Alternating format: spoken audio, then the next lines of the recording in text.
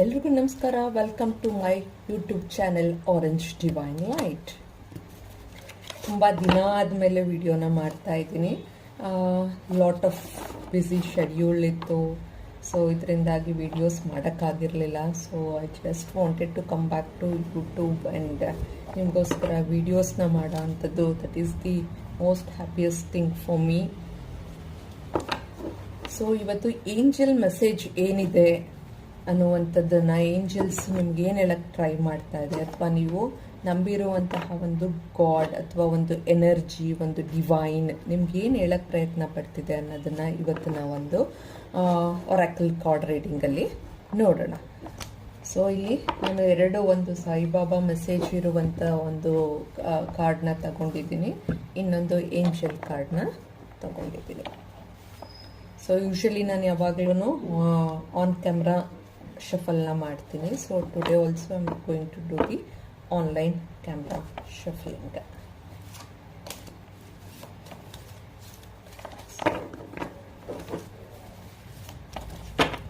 So just ನೀವು ಯಾವ energy, ಯಾವ ಡಿವೈನ್ನ ಬಿಲೀವ್ ಮಾಡ್ತೀರಾ, ಜಸ್ಟ್ ಅದನ್ನು ಒಂದ್ಸಲಿ ನೆನೆಸ್ಕೊಳ್ಳಿ from the bottom of the ಹಾರ್ಟಿಂದ.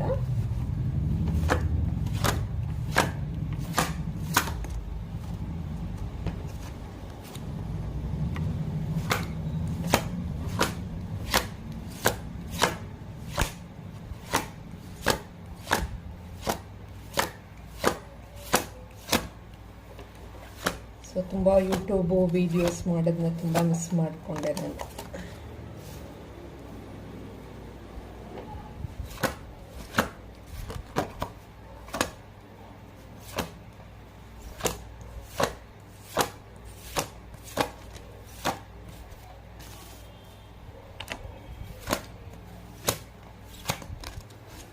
ಸೊ ಇನ್ನೊಂದು card I would like to take.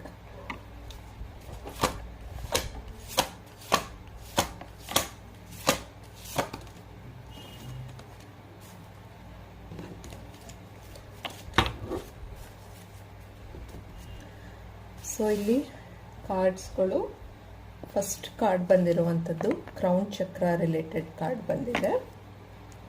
So pay attention to your ideas as they are messages of true divine guidance sent in answer to your prayers. So ಈ card ಹೇಳ್ತಾ ಇರುವಂಥದ್ದು, so crown ಚಕ್ರದಲ್ಲಿ ನೀವು ಮೆಸೇಜಸ್ನ receive ಅಂತ ಹೇಳಿದ್ರೆ, ನಮ್ಮ mind ಯಾವಾಗ ಶಾಂತಿಯಾಗಿ ಇರುತ್ತೋ, ನಾವು ನಮ್ಮ ಇನ್ನರ್ ಸೋಲ್ನ ಅರ್ಥ ಮಾಡ್ಕೊಳ್ಳೋಕ್ಕೆ ಟ್ರೈ ಮಾಡಿದಾಗ ನಾವು ಡಿವೈನಿಂದ ಏನು ಮೆಸೇಜಸ್ ಸಿಗ್ತಾ ಇದೆ ಅನ್ನುವಂಥದ್ದು ನಮಗೆ ಅರ್ಥ ಆಗೋಕ್ಕೆ ಶುರುವಾಗುತ್ತೆ. ಸೊ ಯಾವಾಗ ನಾವು ಕಾನ್ಸಂಟ್ರೇಟು ಬೇರೆಯವ್ರ ಬಗ್ಗೆ ಮಾಡ್ತಾ ಇರ್ತೀವಿ, ಬೇರೆಯವ್ರ ಬಗ್ಗೆನೇ ಮಾತಾಡ್ತಾ ಇರ್ತೀವಿ, ಏನೇ ಇದ್ರೂ ಬೇರೆಯವ್ರನ್ನೇ ನಮಗಾಗಿದ್ದ ಪ್ರಾಬ್ಲಮ್ಸ್ಗೆಲ್ಲ ಬ್ಲೇಮ್ ಮಾಡ್ತಾ ಇರ್ತೀವಿ, ಆಗ ನಾವು ಯಾವುದೇ ರೀತಿಯಾದಂತಹ ಒಂದು ಮೆಸೇಜಸ್ನ ಡಿವೈನಿಂದ ರಿಸೀವ್ ಮಾಡೋಕ್ಕೆ ಸಾಧ್ಯ ಆಗಲ್ಲ. ಯಾಕಂದರೆ ನಮ್ಮ ಮೈಂಡು ಕಂಪ್ಲೀಟ್ಲಿ ಪ್ರೀ ಆಕ್ಯುಪೈಡ್ ಆಗಿಬಿಡುತ್ತೆ.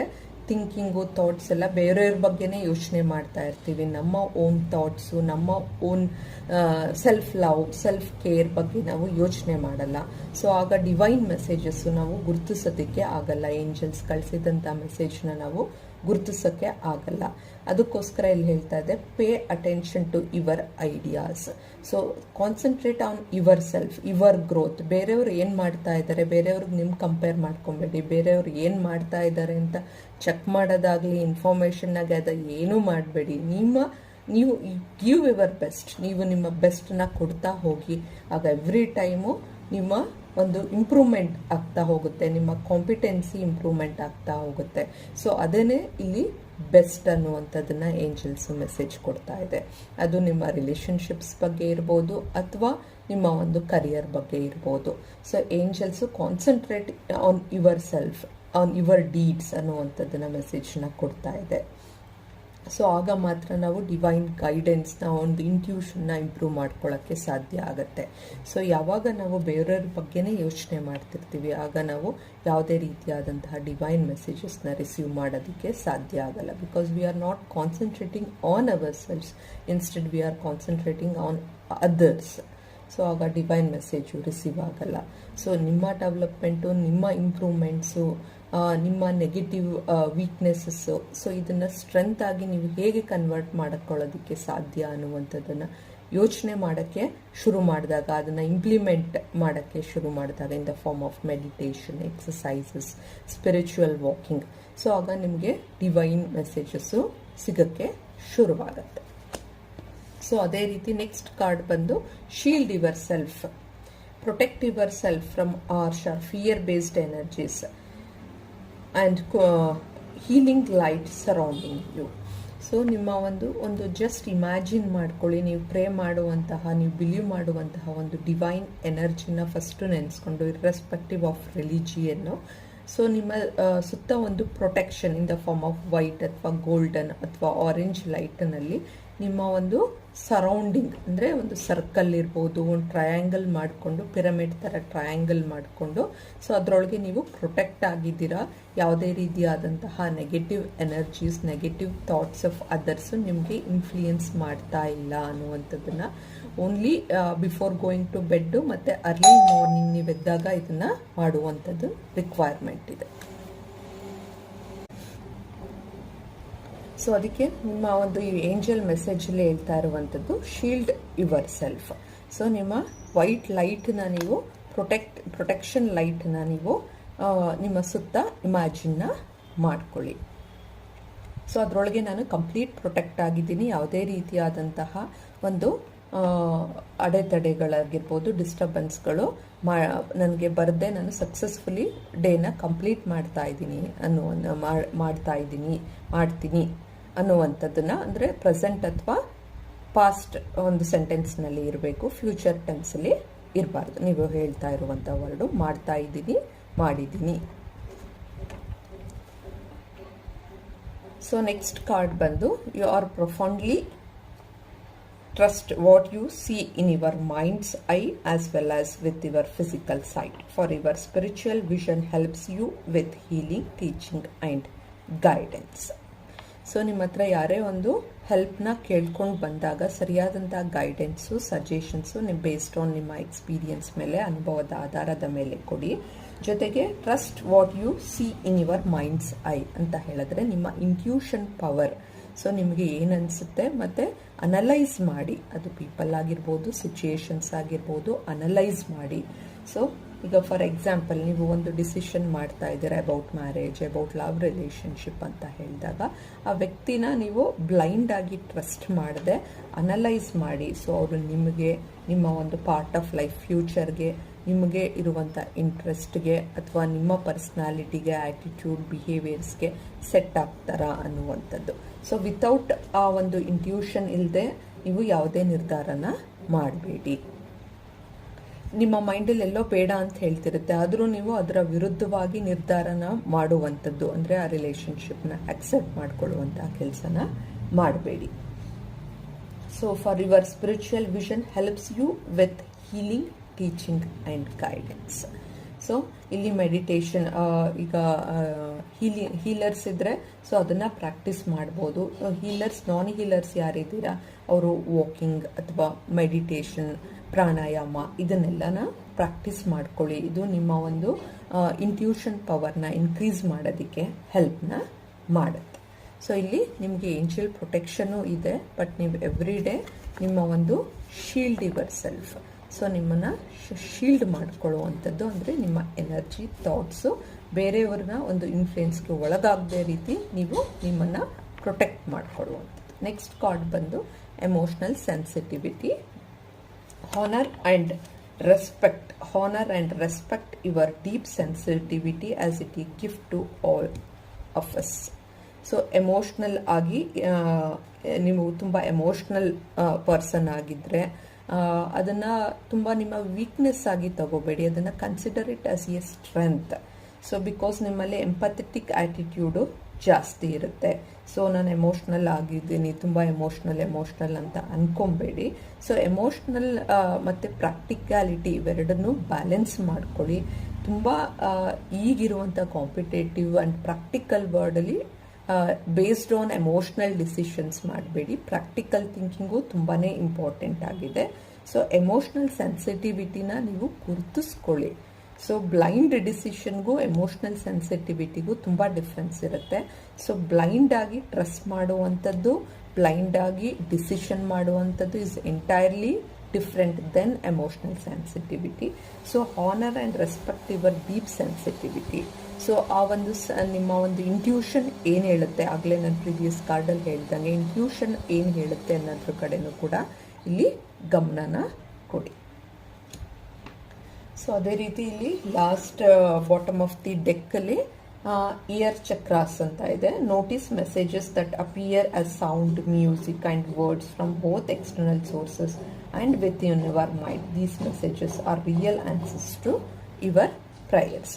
ಸೊ ನೀವು ಏನನ್ನ ಮ್ಯಾನಿಫೆಸ್ಟ್ ಅಥವಾ ಏನನ್ನ ಪ್ರೇಯರ್ ಮಾಡ್ತಾ ಇದ್ದೀರಾ, ಸೊ ಅದು ನಿಮ್ಮ ಲೈಫಲ್ಲಿ ಆ ಘಟನೆ ನಡಿಬೇಕು ಅಂತ ಹೇಳಿದ್ರೆ ಇಲ್ಲಿ ನಿಮ್ಮ ಸುತ್ತ ಏನು ಮೆಸೇಜ್ ಕೊಡ್ತಾ ಇದೆ in the form of music ಇರ್ಬೋದು, ರಿಪಿಟೇಟಿವ್ ಅದೇ ಸಾಂಗ್ನ ಕೇಳುವಂಥದ್ದು, ಅದೇ ಮ್ಯೂಸಿಕ್ನ ಕೇಳುವಂಥದ್ದು, ಅಥವಾ ಏಂಜಲಿಕ್ ನಂಬರ್ಸ್ 11 111 222 555 444 ಅಥವಾ 1010. ಸೊ ಈ ಥರ ನಂಬರ್ಸ್ ನಿಮಗೆ ಆಫನ್ ಕಾಣ್ತಾ ಇದ್ರೆ ಸೊ ಏನು ಮೆಸೇಜ್ ಕೊಡೋಕ್ಕೆ ಟ್ರೈ ಮಾಡ್ತಾ ಇದೆ ಏಂಜಲ್ ಅನ್ನುವಂಥದ್ದನ್ನು ತಿಳ್ಕೊಳ್ಳಿ.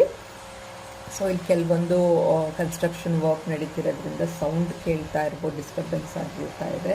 Please concentrate on reading.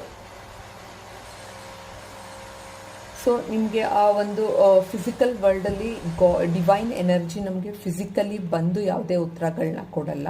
ಅದು ಏಂಜಲಿಕ್ ಒಂದು ನಂಬರ್ಸಿಂದ, ಮ್ಯೂಸಿಕ್ಕಿಂದ ಅಥವಾ ನಂಬರ್ಸಿಂದ, ರಿಪಿಟೇಟಿವ್ ಯಾವ್ದಾದ್ರು ಒಂದು ಕೋಟ್ಸ್ ನಿಮಗೆ ರಿಪೀಟ್ ಕಾಣ್ತಾ ಇರ್ಬೋದು. ಸೊ ಅದ್ರ ಮೂಲಕ ಮೆಸೇಜನ್ನ ಕೊಡೋಕ್ಕೆ ಟ್ರೈ ಮಾಡ್ತಾ ಇರುತ್ತೆ. ಸೊ ಯಾವಾಗ ನೀವು ಫಸ್ಟ್ ಕಾರ್ಡಲ್ಲಿ ಹೇಳ್ದಂಗೆ ಸೊ ನಿಮ್ಮ ಒಂದು ಸೋಲ್ ಲೆವೆಲಲ್ಲಿ ನೀವು ಕಾನ್ಸಂಟ್ರೇಟ್ ಮಾಡ್ತೀರಾ, ಅಂದರೆ ನಿಮ್ಮ ಮೇಲೆ ನೀವು ಕಾನ್ಸಂಟ್ರೇಟ್ ಮಾಡ್ತೀರಾ by talking, thinking about others. ಬೇರೆಯವ್ರ ಬಗ್ಗೆ ಯೋಚನೆ ಮಾಡೋದು, ಅವ್ರ ಬಗ್ಗೆನೇ ಮಾತಾಡೋದು, ಕಂಪೇರ್ ಮಾಡೋದು, ಇದನ್ನ ಬಿಟ್ಟು ಆಗ ನಿಮಗೆ ಆ ಮೆಸೇಜಸ್ಸು ಸಿಗೋಕ್ಕೆ ಸ್ಟಾರ್ಟ್ ಆಗುತ್ತೆ. ಸೊ ಅಲ್ಲಿ ನೀವು ಕೆಲವೊಂದು ಕಾನ್ಸಂಟ್ರೇಷನ್ ಅಂದರೆ ನಿಮ್ಮ ಇಯರ್ ಚಕ್ರಾಸು, ಥ್ರಾಟ್ ಚಕ್ರಾಸು ಇದನ್ನು ಇಂಪ್ರೂವ್ ಮಾಡ್ಕೊಳ್ಳಿ ಥ್ರೂ ಮೆಡಿಟೇಷನ್ ಎಕ್ಸಸೈಸಸ್ಸು, ಪ್ರಾಣಾಯಾಮ, ಯೋಗ ಮೂಲಕ. So these messages are real answer to your prize. So ಅದ್ರ ಮೂಲಕ ನಿಮಗೆ ಉತ್ತರಗಳು ಸಿಗುತ್ತೆ. ಸೊ ಅಲ್ಲಿ ನಿಮ್ಮ ಕಾನ್ಸಂಟ್ರೇಷನು ತುಂಬ ಮುಖ್ಯ ಆಗುತ್ತೆ. ಅದೇ ರೀತಿಯಲ್ಲಿ ಈಗ ನಾನು ಸಾಯಿ ರಾಮ್ ಕಾರ್ಡ್ಸ್ನ ಯೂಸ್ ಮಾಡ್ತಾ ಇದ್ದೀನಿ. ಏನು ಮೆಸೇಜಸ್ಸು ಅದರ್ ದೆನ್ ಏಂಜಲ್ಸು, ಏನು ಮೆಸೇಜಸ್ಸು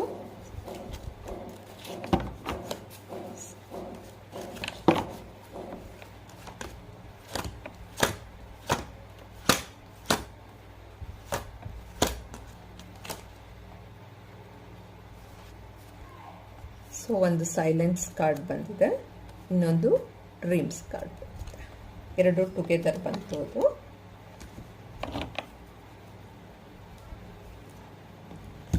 ಸೊ ಸೈಲೆನ್ಸ್. ಸೊ ಇಲ್ಲಿ ಕ್ರೌನ್ ಚಕ್ರನೂ ನೀವು ನೋಡ್ಬೋದು. So crown chakra and silence. Too much ಮಾತಾಡೋದ್ರಿಂದ, ಟೂ ಮಚ್ ಬೇರೆಯವ್ರ ಬಗ್ಗೆನೇ ನಾವು ಗಮನ ಕೊಡೋದ್ರಿಂದ ಇಲ್ಲಿ ನಾವು ನಮ್ಮ ಬಗ್ಗೆ ಏನು ತಿಳ್ಕೊಳಕ್ಕಾಗಲ್ಲ. Learn the language of silence.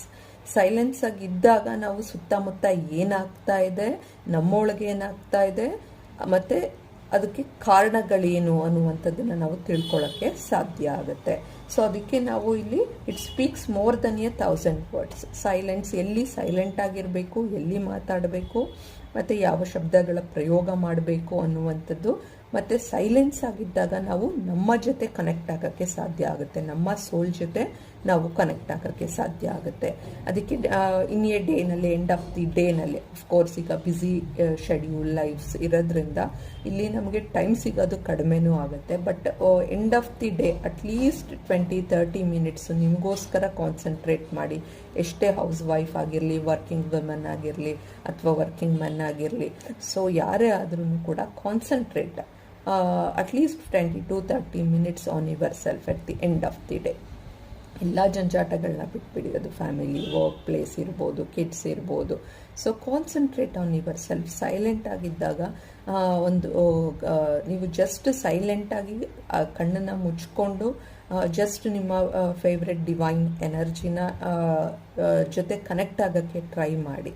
So it gives lot of ideas, lot of ಏನು ನಿಮಗೆ ಪ್ರಾಬ್ಲಮ್ಸ್ನ ಫೇಸ್ ಮಾಡ್ತಿದ್ರೆ ಅದಕ್ಕೆ ಸಲ್ಯೂಷನ್ ಸಿಗೋ ಅಂಥ ಎಲ್ಲ ಸಾಧ್ಯತೆಗಳೂ ಇರುತ್ತೆ. ಅಂದರೆ ಸಜೆಷನ್ಸ್ಗಳು ನಿಮ್ಮ ಥಾಟು ನಿಮ್ಮ ಮೈಂಡಿಗೆ ಬರುತ್ತೆ. ಸೊ ಅದನ್ನು ನೀವು ಇಂಪ್ಲಿಮೆಂಟ್ ಮಾಡಿಕೊಂಡಾಗ ಅಲ್ಲಿ ನಿಮಗೆ ಸಲ್ಯೂಷನ್ ಸಿಗುತ್ತೆ.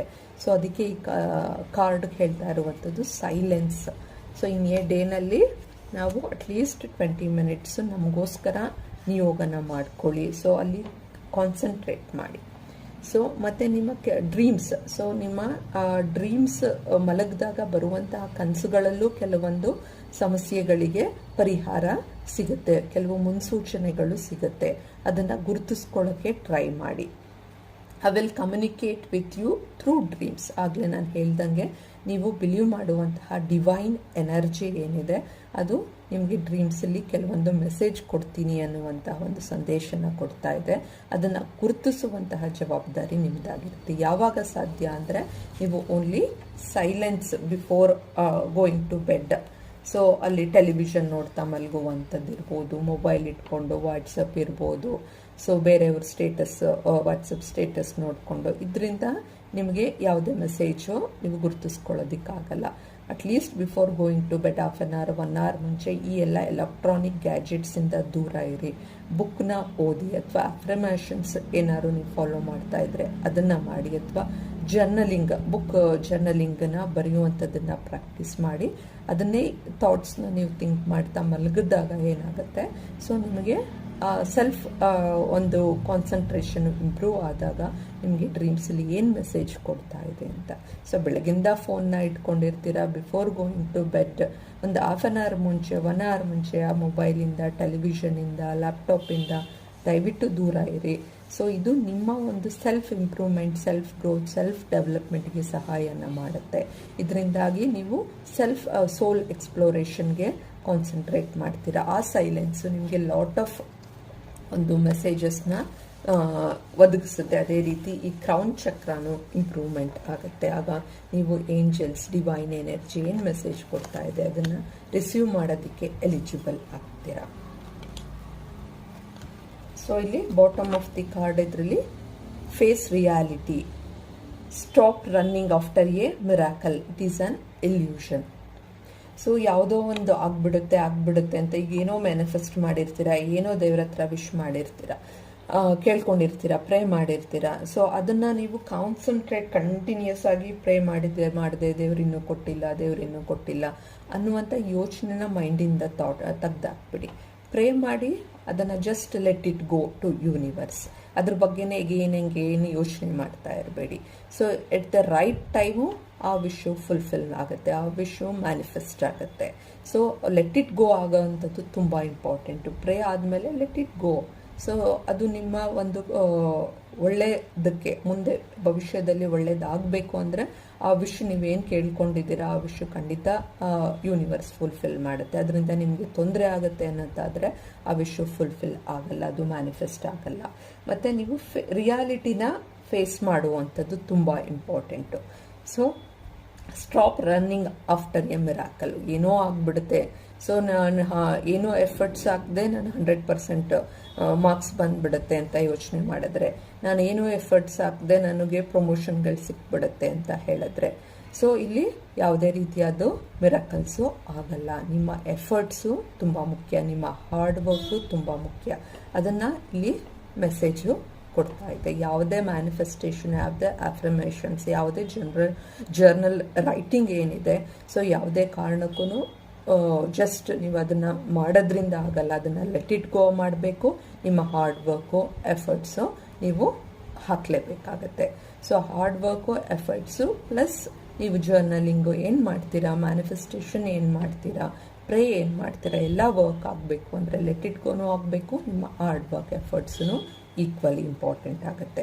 ಸೊ ಅಲ್ಲಿ ಯಾವುದೇ ಜರ್ನಲಿಂಗ್, ಮೆಡಿಟೇಷನ್ ಮಾಡಿಬಿಟ್ಟು ಅದನ್ನೇ ಯೋಚನೆ ಮಾಡಿ ಆಗೋಗುತ್ತೆ ಅಂದರೆ ಯಾವುದೂ ಆಗಲ್ಲ. ಯಾವುದೇ ಪ್ರಮೋಷನ್ ಆಗಲಿ, ಯಾವುದೇ ಮ್ಯಾರೇಜ್ ಆಗಲಿ ಆಗೋಕ್ಕೆ ಸಾಧ್ಯ ಆಗಲ್ಲ. ಸೊ ಒಂದು ರಿಲೇಷನ್ಶಿಪ್ ಸಕ್ಸಸ್ಫುಲ್ಲು, ಒಂದು ಪ್ರಮೋಷನ್, ಎಜುಕೇಷನ್ ಅಂದಾಗ ಅಲ್ಲಿ ತುಂಬ ಮುಖ್ಯ ಆಗುತ್ತೆ ನಿಮ್ಮ ರಿಯಾಲಿಟಿನ ತಿಳ್ಕೊಳ್ಳುವಂಥದ್ದು. Thank you message for